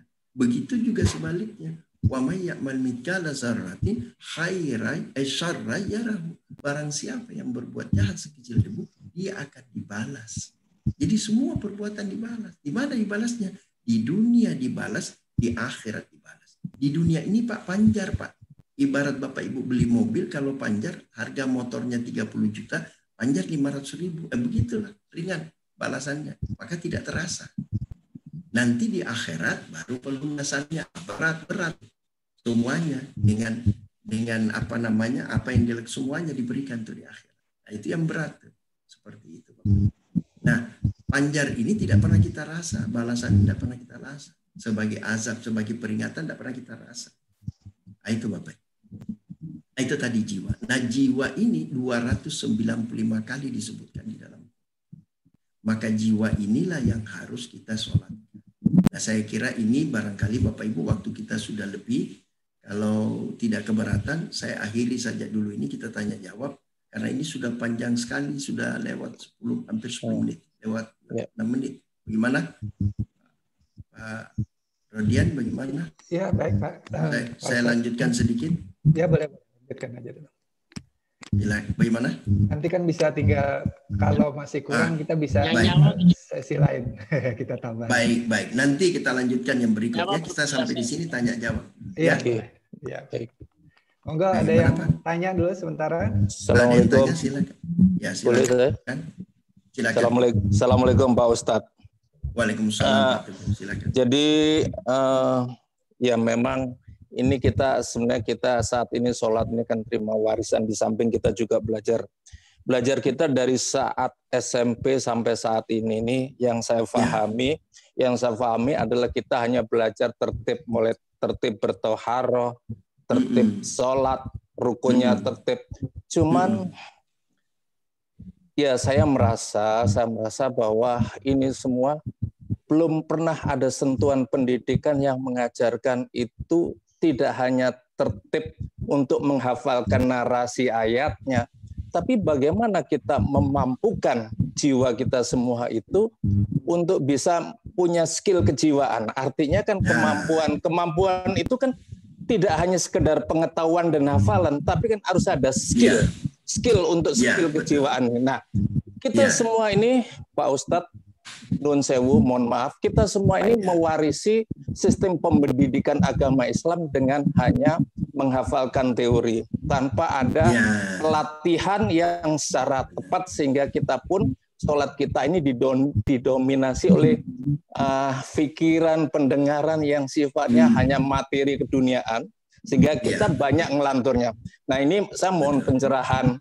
Ini akan lebih baik jika gerakan kita untuk melatih skill kejiwaan kita ini, bagaimana bisa menerapkan sholat secara khusyuk ini semakin disebarluaskan, ya kan akan lebih baik. Karena yang paling penting adalah generasi selanjutnya kita. Bagaimana kita juga mengajarkan kepada anak-anak kita. Terima kasih Pak Ustadz. Baik, terima kasih Pak Teguh. Bagus sekali Pak. Memang Pak, kami ini dalam komunitas namanya KPM, Komunitas Pahala Mengalir dan Himapa, Himpunan Masyarakat Peduli Akhlak, kami terus berjuang Pak. Saya dari masjid ke masjid. Pernah dulu saya berjalan bersama Bapak pejabat wali kota di Makassar, itu setiap subuh Jumat keliling masjid. Dan ini saya ceramahkan, kemudian saya ajak untuk ikut pelatihan sholat khusyuk metode 3. Ada pelatihannya Bapak. Jadi kalau Bapak Ibu mau pelatihannya, nanti kita berikan pelatihannya Bapak. Ini sudah sesuai dengan ketentuan Quran dan sudah diteliti oleh para ulama. Kenapa tidak pernah diajarkan itu seperti Pak Teguh bilang? Karena memang zaman dulu kemampuan menemukan metode juga masih sulit Pak. Teknologi juga masih kurang. Contoh misalnya cara mengaji. Dulu kan cara mengaji susah banget tuh Pak. Ada yang susah caranya, sesuai tradisional, akhirnya tajwidnya tidak belajar ininya. Nanti tua baru kita sadar. Kemudian ditemukanlah metode Iqra, ya kan? Metode Iqra. Setelah ditemukan metode Iqra sedikit lebih mudah, tapi tambah masih lama belajarnya. Ditemukanlah namanya metode Al-Barqi. Lebih mudah belajarnya. 20 kali pertemuan bisa lancar. Kemudian ada metode Keisa. Dengan artinya. Ada metode ini berkembang seiring dengan waktu. Sama dengan ini sebenarnya ini sudah ada Pak. Tapi dulu namanya tarekat Pak. Orang belajar khusus tarekat. Wah tapi menjelimet Pak. Waduh. Bahkan biasa ada orang yang sampai sesat. Akhirnya nanti dia jadi murid, jadi guru lagi, sesat dia lari-lari. Karena sudah lari daripada hakikatnya. Padahal simpel sekali. Maka Pak Lukman Hakim ini berjuang selama sekian puluh tahun, 50-an tahun memperjuangkan ini, menemukan metode ini, dan sekarang mengajarkan. Kami ini, saya termasuk salah satu pengajar di Indonesia itu ditunjuk oleh beliau untuk bisa mendistribusikan salat kusuk metode 3T ini. Seperti itu Pak. Mudah-mudahan kita semua di sini bisa siap kok Pak. Bapak panggil saya, Bapak ini saya. Siap Pak. Saya siap. Dan itu tidak ada biaya Pak. Saya sampaikan tidak ada biaya. Karena memang kami di Al-Quran itu Allah berfirman, surah Al-An'am itu Rasulullah disampaikan, katakan hai Muhammad, aku tidak meminta upah dari apa yang aku ajarkan. Sesungguhnya Al-Quran ini adalah pelajaran. Jadi begitu juga para nabi di surah Asy-Syu'ara, surah ke-26 di dalam Al-Quran itu para nabi juga ngomong begitu. Aku tidak meminta upah dari apa yang aku ajarkan ini. Sesungguhnya upahku itu dari Allah. Jadi memang tidak boleh Pak kita meminta upah dari apa yang kita sampaikan. Sangat tidak wajar kita meminta upah dari apa yang kita sampaikan. Mengaji kadang-kadang disampaikan, waduh kasihan guru ngaji harus dibayar. Itu salah Pak, karena Allah yang akan memberikan. Ya. Allah sudah bilang saya akan jamin tuh. Jadi jangan meminta lah, jangan meminta seperti itu. Baik. Makanya dulu Pak saya itu kan sudah belajar keliling, belajar agama. Terakhir saya pikir saya belum puas, saya masuk lagi di Albir. Albir itu dia bekerja sama dengan Unismu kalau di Makassar. Universitas Muhammadiyah, di dalamnya ada lagi sekolah namanya Albir. Dia mengajarkan bahasa Arab dan Al-Quran. Saya belajar situ kurang lebih 3 tahun. Alhamdulillah dari belajar itu kemudian saya temukan, tapi saya belum puas. Cari ketemu Pak Lukman Hakim ini dengan metode 3T-nya ini baru saya tahu, oh inti daripada segala pelajaran kita adalah sholat. Maka sholat itu yang perlu dibenahi utama, yang akan melahirkan akhlak mulia. Makanya kami selalu berharap pemerintah kota, pemerintah provinsi, pemerintah Indonesia memberikan kita akses untuk mengajarkan akhlak mulia. Di undang-undang sudah ada Pak akhlak mulia itu, tapi penerapannya tidak ada. Iya, tidak ada penerapannya. Ya. Justru dihilangkan, maka hancurlah negara ini. Ya, baik. Ada lagi baik. Ya, monggo yang lain Pak. Ada yang bertanya? Silakan. Bertanya saya Pak. Ya silakan. Assalamualaikum warahmatullahi wabarakatuh. Waalaikumsalam. Waalaikumsalam. Yang terhormat Pak Ahmad, Pak Ustadz, juga Bapak Ibu sekalian, saya baru gabung pada hari ini. Tadi saya tertarik dengan penjelasan Pak Ahmad mengenai masalah jiwa Pak. Di antaranya adalah bagaimana kita bisa berprasangka baik mungkin Pak ya, dari jiwa itu harus tenang karena kita punya prasangka. Tapi yang namanya manusia Pak, kita kan berada tentu saja input yang masuk itu tidak semuanya baik, dan kita juga mempunyai pola pikir yang berbeda, latar belakang berbeda, sehingga ketika menerima suatu input dari luar atau stimulus dari luar, maka kita bisa mempunyai persepsi yang bermacam-macam. Pertanyaan saya adalah bagaimana supaya agar persepsi itu selalu baik Pak, tapi di sisi lain kita juga tidak mudah tertipu. Sekali lagi, bagaimana supaya kita selalu berprasangka baik terutama dengan manusia, tetapi di sisi lain kita juga tidak mudah tertipu. Karena kalau kita terlalu percaya sama orang lain juga, seringkali mungkin ada orang yang mungkin ya tidak baik. Barangkali itu Pak. Terima kasih. Wassalamualaikum warahmatullahi wabarakatuh. Baik, terima kasih Pak Agus. Baik Bapak Ibu, tolong yang tidak bertanya di mute dulu karena suaranya agak berdengung. Pak Levi di Malang, tolong di mute dulu Pak, supaya tidak mengganggu yang lain. Kalau selesai ngomong di mute, jadi bisa enak tuh. Jadi begini Bapak Ibu, Pak Agus ya. Makanya Bapak Ibu, apa yang saya ngomongkan ini jangan dipercaya. Siapapun ustaz yang ngomong jangan dipercaya. Bapak hanya percaya Al-Quran. Jadi apa yang saya omongkan tadi dalilnya dibuka di Quran, benar tidak? Nah, makanya Bapak Ibu kita itu harus belajar Quran. Selain tadi sholat untuk membimbing kita juga harus belajar Quran.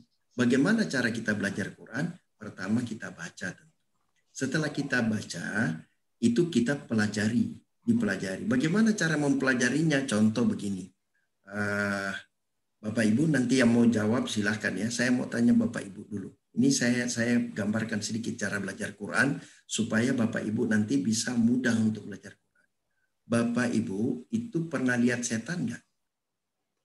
Yang pernah lihat setan siapa Bapak? Tidak pernah. Pak Rodian belum, ya? Agus pernah Pak? Nggak pernah Pak, nggak pernah. Nggak pernah ya? Kalau ngaca. Belum pernah. Siapa yang pernah lihat setan, Bapak Ibu? Nggak ada ya? Baik. Nah inilah kesalahan kita. Kita tiap hari baca Quran tapi tidak paham bahwa setan itu wajib hukumnya kita melihat. Wajib Pak. Wajib, sangat wajib. Di dalam Al-Quran kita diwajibkan melihat setan.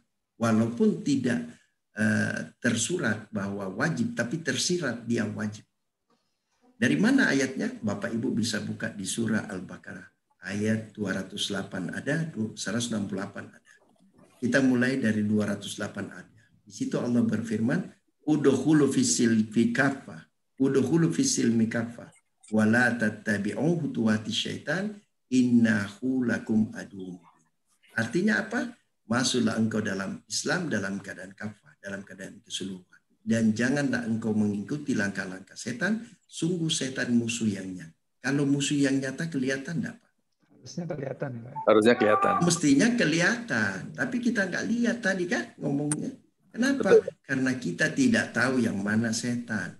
Maka kemudian di surah Al-Baqarah 168 Allah juga berfirman, wala tattabi'u khutuwati syaitan, innahu lakum aduwwun mubin. Jangan kau ikuti langkah-langkah setan, sungguh setan musuh yang nyata. Kemudian di surah Yasin Allah berfirman lagi, alam ahad ilaikum ya bani adam Allah ta'budu syaitan, innahu lakum aduwwun mubin. Sesungguhnya setan itu musuh yang nyata. Kalau musuh kita nggak lihat, bahaya nggak Pak? Iya. Bahaya. Justru Allah mewajibkan kita melihat supaya kita nggak bahaya. Tapi tidak pernah kita lihat. Nah cara belajar Quran kita tanda tanya loh. Kenapa kok Allah bilang musuh ini setannya nyata? Sementara saya dari umur 2 tahun selalu kalau ada gelap-gelap awas setan, ada genderuwo, ada ini. Ya kan? Ditakuti sama setan. Kenapa kok Allah bilang setan ini musuh yang nyata? Kelihatan. Padahal saya nggak lihat. Setelah kita lihat Quran buka semua ayat tentang setan. Oh ternyata setan itu minal jin natiwana. Dari kalangan jin dan manusia. Yang mana setan itu? Dijelaskan lagi sebelumnya. Yuwaswi sufi sudurinas. Yang membisik-bisikkan kejahatan ke dalam dada dan pikiran manusia. Dia membisik-bisikkan kejahatan ke dalam dada dan pikiran. Dia membangkitkan kejahatan yang sudah ada. Karena dalam tubuh kita ini sudah ada kejahatan, Pak. Apa itu? Allah sudah berfirman dalam Al-Quran. Fa'alhamaha fujuraha wa taqwaha.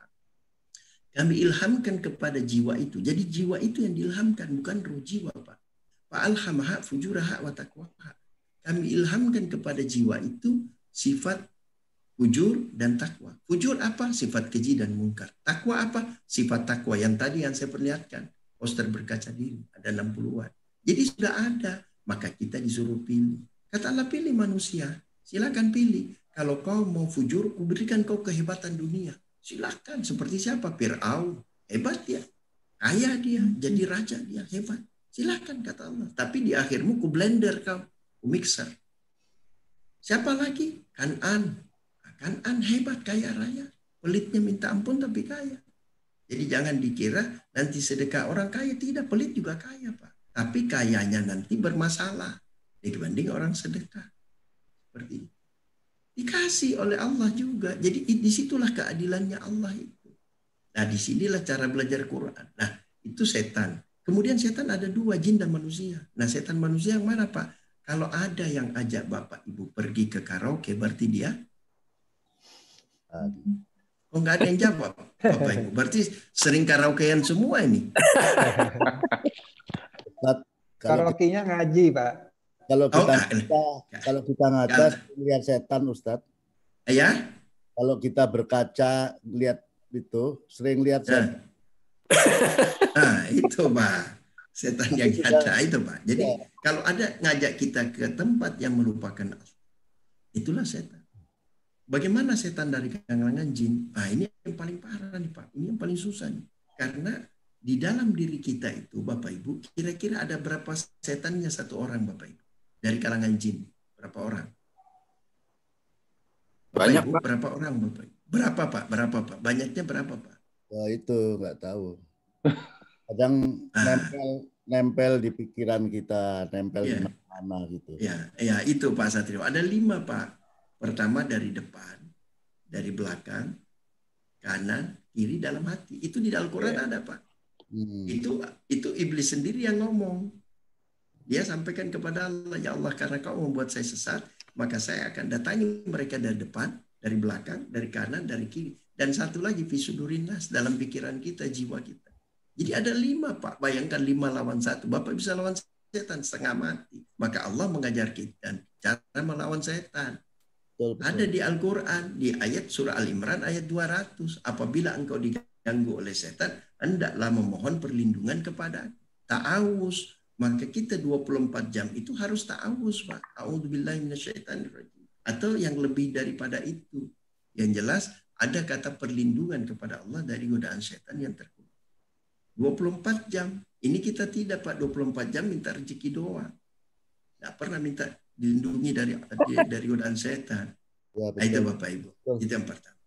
Pak, itu. Assalamualaikum. Ya, silakan. Umi Zakia, silakan. Tanya, masih ada waktu enggak? Masih ada sedikit Ibu, silakan Ibu. Silakan. Terima Silakan, kasih Pak Ustadz. Assalamualaikum warahmatullahi wabarakatuh. Saya pernah membaca bahwa untuk menjadi khusyuk, sholat itu kita harus bisa menghadirkan Allah, seolah-olah kita memang betul-betul menghadap Allah.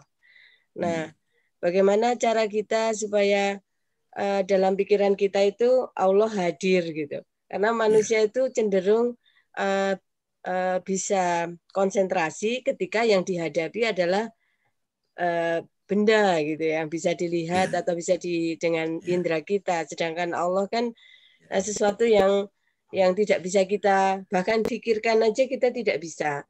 Oleh karena itu mungkin Ustadz punya bagaimana supaya betul-betul Allah itu hadir begitu di dalam sholat kita. Terima kasih Ustadz. Assalamualaikum. Baik Ibu Mezakiah. Ya, waalaikumsalam. Ibu, kalau kita mau menghadirkan Allah, itu kecil sekali Allah Bu. Tidak mungkin kita bisa hadirkan. Nabi Musa aja mau melihat Allah di gunung itu, gunungnya hancur, dia belum lihat Allah. Baru cahaya sedikit aja gunung sudah hancur, apalagi mau menghadirkan Allah. Tidak mungkin. Walaupun itu arti kata hias, itu akan membingungkan orang. Nah, inilah dulu ketika orang belajar tarekat, banyak yang sesat. Kenapa kata-kata menghadirkan Allah itu seolah-olah hadir betul Allah itu? Tidak, Ibu. Tidak seperti itu. Jadi di dalam sholat itu yang perlu kita lihat tadi, saya gambarkan tadi itu, cara sholatnya Rasulullah itu adalah dia paham betul apa yang dia baca dan dia hayati. Contoh Ibu ya, Bapak Ibu. Ketika Bapak Ibu itu lihat handphone, ya kan? Lihat handphone, baca WA, itu saking seriusnya baca WA, suami di sebelah kiri, sebelah kanan, istri, anak-anak sebelah kiri, Ibu enggak peduli atau Bapak enggak peduli. Kenapa? Saking asiknya, saking fokusnya. Begitulah seharusnya sholat itu. Seperti Bapak kalau nonton TV itu, misalnya nonton TV, lagi nonton bola tuh. Bayangkan ketika nonton bola itu kaki, tangan gerak juga tuh. Seolah-olah dia main bola. Kenapa? Karena jiwanya ikut tuh nonton. Bukan hanya matanya, tapi perasaannya. Harusnya sholat begitu. Jadi bukan menghadirkan Allah, tapi memaknai apa yang kita baca. Makanya Bapak Ibu kalau mau pelatihannya, nanti saya siap. Saya dulu berikan pelatihan, nanti tingkat lanjutan, nanti Pak Lukman Hakim. Tingkat dasar saya belikan. Memang butuh 4 jam itu Ibu. Sekaligus kita latihan.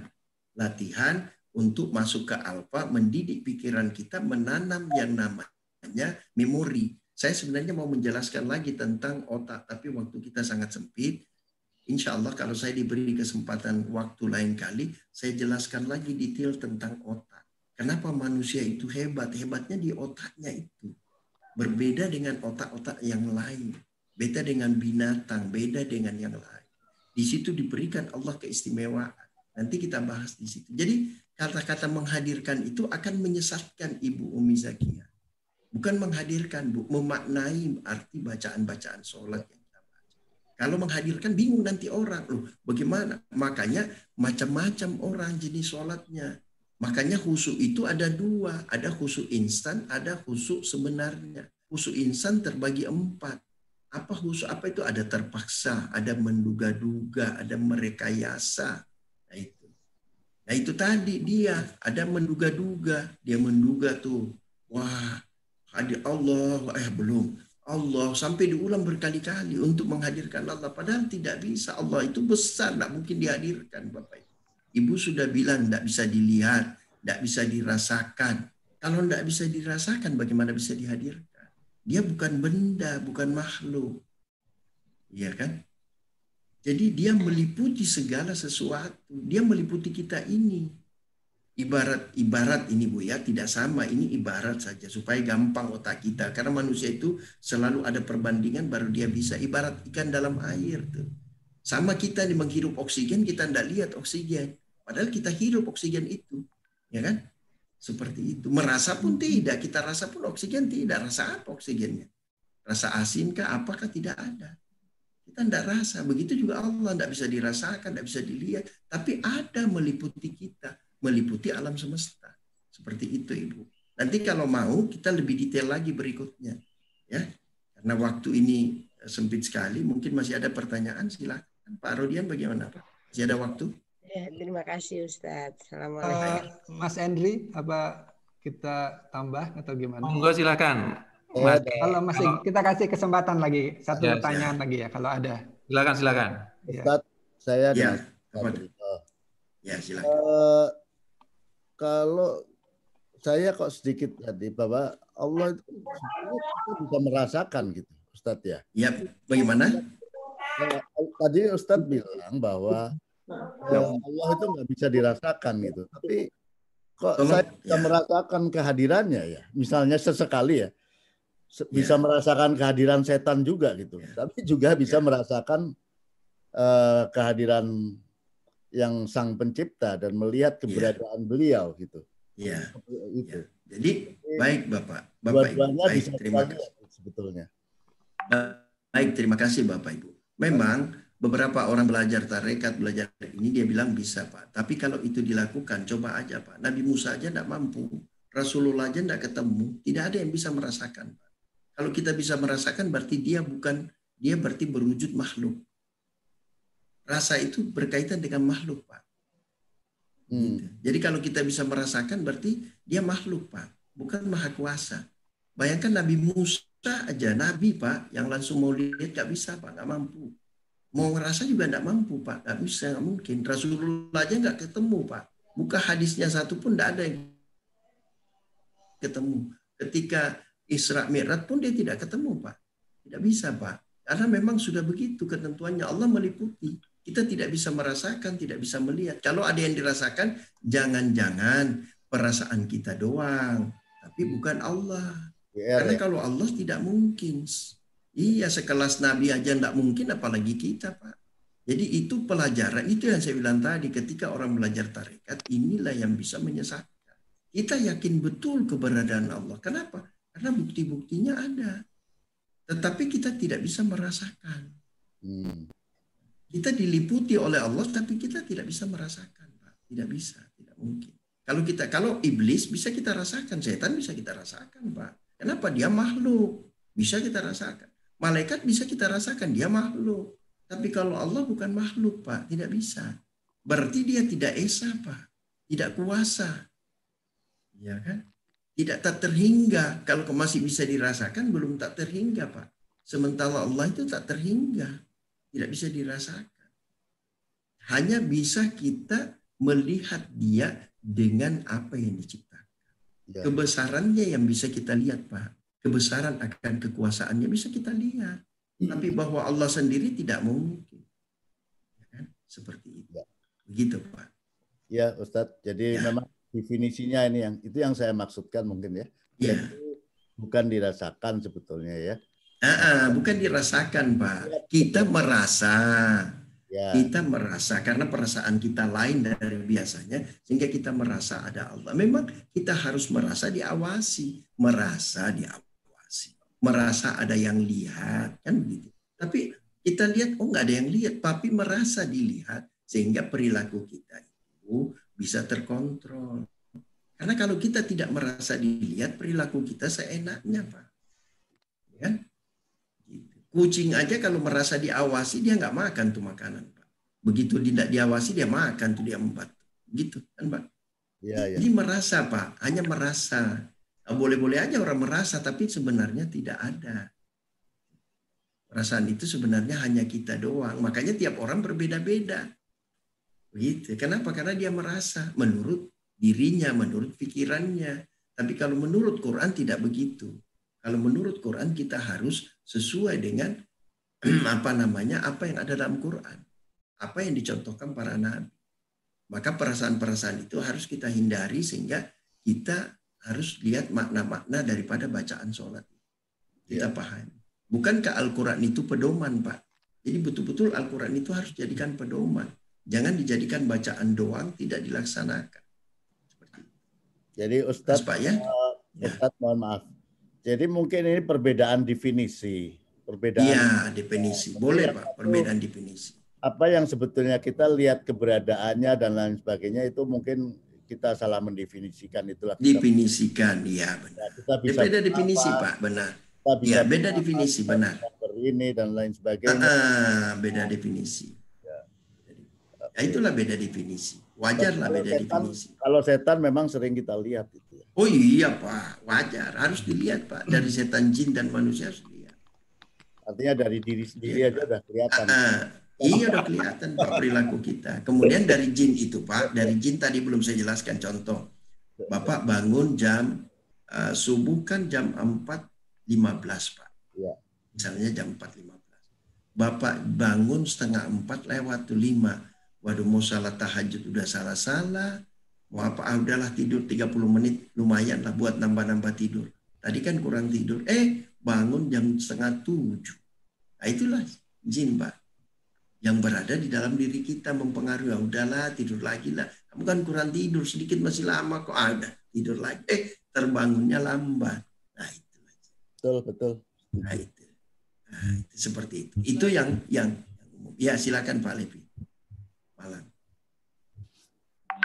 Ya, alhamdulillah nih Pak, karena waktu juga nih, alhamdulillah, bersyukurillah. Luar biasa Pak. Sepertinya banyak ini ya. Perlu kita lanjutkan ini, mungkin ada sesi-sesi lagi. Perlu. Ya, perlu banget. Siap Bapak. Masih banyak sekali. Banyak sekali. Tadi baru mungkin baru 2%, 3%. Bapak masih sedikit sekali. Ya, sedikit sekali. Ya, insya Allah Mas nanti Rodian, kita jadwalkan Mas Rodian lagi. itu Mas Rodian ada pertanyaan di chat itu. Oh ya, apa itu? Sebentar. Ya, mungkin bisa dibuka dikit ya. Ya, di chat dari Asih ya. Mungkin saya bacakan aja. Ya, silakan. Ya, Pak Ustadz, ada pendapat untuk menjaga konsentrasi sholat, maka sholatnya dipercepat. Bagaimana pendapat ini? Bagaimana Bu? Oh, menjaga konsentrasi maka sholatnya dipercepat. Baik. Oh tidak Ibu, karena ada tumak ninah. Tumak ninah itu tenang dalam bacaan, tenang dalam pikiran, tenang dalam gerakan. Dia mempercepat itu hanya untuk mengibuli dirinya sendiri. Sebenarnya mempercepat, menggugurkan sholat. Tapi sesungguhnya ketika dia tenang, dia masuk ke alfa, dia akan bisa konsentrasi, dia akan bisa fokus. Kemudian ada pertanyaan satu lagi ini. Ada satu lagi ini. Tadi ada satu, tunggu sedikit lagi. Bapak, bila ada orang perilakunya baik tapi tidak mengenal sholat, contohnya kakek nenek, saya yang yakini kejawen, terima kasih. Oh begini, jadi ada juga menyampaikan bahwa kan perilakunya udah baik tuh, sholatnya enggak boleh Pak. Hubungan kepada Allah itu utama, hablum minallah wa hablum minannas. Jadi nanti dianggap akhlak mulia, dua-duanya berjalan. Hablum minallahnya jalan, apa hablum minallah? Sholat, puasa, ya kan? Kemudian haji, zakat dan lain-lain. Ini hablum minallah, ini wajib Bapak Ibu, tidak bisa tidak. Kemudian hablum minannas hubungan kepada semanusia. Di luar negeri hablum minannasnya bagus tuh. Sebagian besar hablum minannasnya bagus. Mereka jujur, komitmen, konsisten sebagainya. Tapi hablum minallahnya tidak ada, tidak dianggap akhlak mulia. Dia hanya namanya akhlak baik doang. Jadi berbeda akhlak mulia dengan akhlak baik. Akhlak baik itu hanya hubungan kepada manusia, akhlak mulia itu hubungan kepada Allah dan hubungan kepada manusia. Hablum minallah wa hablum minannas. Itu Bapak Ibu. Jadi dua-dua harus berjalan, sholatnya harus berjalan. Karena nanti kita jelaskan lagi Bapak Ibu berikut apa itu kafir. Kenapa orang bercerita kafir, mengkafirkan orang? Apakah mengkafirkan orang bisa atau tidak? Nanti kita bahas. Kemudian kalau ada yang menimpa kita, sebenarnya kita ini oleh Allah di apa nih? Apakah kita diazab? Apakah kita diuji? Apakah kita dicoba? Apakah musibah? Beda-beda Ibu. Jangan Ibu nanti kena masalah, oh saya diuji. Kena masalah diuji. Belum tentu. Bisa jadi Bapak Ibu diazab, Ibu tidak mengerti. Bisa jadi Bapak Ibu itu musibah, Bapak tidak tahu. Nanti kita bahas. Nanti kapan pertemuan lagi kita akan bahas. Masih banyak yang perlu kita bahas. Ya, insya Allah nanti dijadwalkan lagi Pak Ustaz. Baik. Amin. Ya, baiklah mungkin untuk hari ini karena waktu juga ini mungkin karena ada yang mau kerja, ada lain-lain, jadi kita akhiri dulu. Mohon doa dulu Pak Ustadz. Baik. Mari kita berdoa bersama. Semoga Allah Subhanahu wa Ta'ala melimpahkan rahmat dan hidayahnya serta barakahnya kepada kita, juga maghfirahnya. A'udzubillahi minasyaitonirrajim. Bismillahirrahmanirrahim. Hamdan syakirin, hamdan na'imin, hamdan yuafi ni'amahu wa yukafi mazidah. Ya Rabbana lakal hamdu kama yanbaghi li jalali wajhikal karim wa 'azimi sultani. Allahumma salli ala sayyidina Muhammad wa ala ali sayyidina Muhammad. Allahumma ghfir lana wa liwalidina warhamhum kama rabbawna shighara. Ya Allah ya Tuhan kami ini mengakui ya Allah, kami mengakui bahwa kami ini banyak melakukan kesalahan. Kami banyak berbuat dosa ya Allah. Dosa yang disengaja maupun yang tidak disengaja, yang kecil maupun yang besar, yang kami tahu maupun yang kami tidak tahu, yang zahir maupun yang batin. Ya Allah ya Tuhan kami banyak menganiaya diri kami ya Allah. Untuk itu ya Allah, ampuni dosa-dosa kami ya Allah. Ampuni dosa-dosa kami ya Allah. Ampuni dosa-dosa kami ya Allah. Selamatkan kami dari siksa dan azab Engkau yang sangat pedih. Ya Allah, berilah kami kesempatan dan kemampuan untuk memperbaiki. Kami yakin ya Allah, Engkau Maha Pengasih, Maha Pengampun, Maha Penyayang. Ya Allah, lagi Maha Penerima Taubat. Ya Allah ya Tuhan kami, limpahkan keberkatan-Mu kepada kami ya Allah. Limpahkan rezeki-Mu kepada kami ya Allah. Rezeki yang halalan thayyibatan wa barakatan. Kami ini fakir ya Allah. Engkau lah yang Maha Kaya. Engkau tidak membutuhkan apa-apa. Kami yang sangat butuh ya Allah. Limpahkan rezeki-Mu kepada kami semua ya Allah. Berkahi hidup kami ya Allah. Ya Allah, selamatkan kami dari virus corona ini ya Allah. Sembuhkan kami dari virus corona ini ya Allah. Bagi saudara-saudara kami ya Allah yang dirawat di rumah sakit, yang terkena virus corona ini ya Allah, dan penyakit-penyakit lainnya, sembuhkan mereka ya Allah. Sembuhkan mereka ya Allah. Engkau lah yang Maha Penyembuh ya Allah. Segudang pun kami minum obat, tidak mungkin kami sembuh ya Allah jika Engkau tidak sembuhkan. Sembuhkan kami ya Allah. Engkau lah yang Maha Penyembuh. Jika kami sakit, Engkau yang sembuhkan ya Allah. Bagi saudara-saudara kami yang karantina mandiri ya Allah, sembuhkan mereka ya Allah. Ya Allah, sembuhkan kami semua. Angkat penyakit ini dari negeri kami ya Allah. Jadikan negeri kami negeri baldatun thayyibatun wa rabbun ghafur. Ya Allah, jadikan keluarga kami keluarga sakinah mawaddah warahmah. Ya Allah, ampuni dosa kedua orang tua kami ya Allah. Dosa kerabat-kerabat kami, keluarga-keluarga kami, saudara-saudara kami, istri-istri kami, suami-suami kami, anak kami, keturunan kami, ampuni kami ya Allah. Kami banyak melakukan perbuatan dosa. Jika tidak ada ampun-Mu ya Allah, hina kami ini ya Allah. Ampuni kami ya Allah. Ya Allah ya Tuhan kami, lindungi kami ya Allah dari segala macam mara bahaya yang akan menimpa kami. Begitu pula keluarga kami ya Allah, anak istri kami, suami kami, keturunan kami ya Allah. Selamatkan kami di dunia dan di akhirat ya Allah. Jadikan kami orang-orang yang bertakwa ya Allah. Ya Allah, limpahkan kesabaran-Mu kepada kami ya Allah, karena kesabaran adalah milik-Mu ya Allah. Jika Engkau tidak limpahkan kesabaran, tidak mungkin kami mampu sabar ya Allah. Limpahkan kesabaran ya Allah. Tuntun kami ya Allah, bimbing kami agar senantiasa berada di jalan. Ihdinas siratal mustaqim. Tunjuki kami jalan yang lurus ya Allah. Berikan kami nikmat-Mu sebagaimana Engkau berikan nikmat para nabi-nabi, para syuhada, para solihin. Ya Allah ya Tuhan kami. Kami hanya mampu berdoa ya Allah. Kami tidak mampu berbuat apa-apa jika Engkau tidak mengabulkan doa kami. Siapa lagi yang bisa mengabulkan doa kami ya Allah? Amin. Rabbana zalamna anfusana wa illam taghfir lana wa tarhamna lanakunanna minal khasirin. Rabbana la tuzigh qulubana ba'da idh hadaytana wa hab lana min ladunka rahmah innaka antal wahhab. Ya Allah, jangan Engkau sesatkan kami setelah Engkau berikan petunjuk ya Allah. Rabbana hab lana min azwajina wa dzurriyyatina qurrata a'yun. Amin. Waj'alna lil muttaqina imama. Rabbana atina fid dunya hasanah wa fil akhirati hasanah wa qina adzabannar. Amin. Allah, wafatkan kami dalam keadaan husnul khatimah ya Allah. Amin. Wafatkan kami dalam keadaan husnul khatimah ya Allah. Wafatkan kami dalam keadaan husnul khatimah. Amin. Walhamdulillahi rabbil alamin. Bisiril Fatihah. A'udzu billahi minasyaitonir rajim. Bismillahirrahmanirrahim. Alhamdulillah. Iyyaka na'budu wa iyyaka nasta'in. Amin. Terima kasih Bapak Ibu. Saya mohon maaf apabila ada kata-kata bahasa saya yang menyinggung perasaan Bapak Ibu. Selaku manusia biasa tentulah saya sering hilaf, sering salah. Begitu juga ada ayat-ayat yang salah atau hadis. Bapak Ibu harus merujuk kepada Al-Quran dan As-Sunnah. Jangan kepada perkataan Ustadz. Jangan kepada perkataan siapa. Periksa Al-Quran dan periksa Sunnah Rasulullah. Cari yang benar, karena hanya Al-Quran satu-satunya kebenaran yang harus diyakini. Tidak ada lain. Manusia itu sering hilaf, sering salah.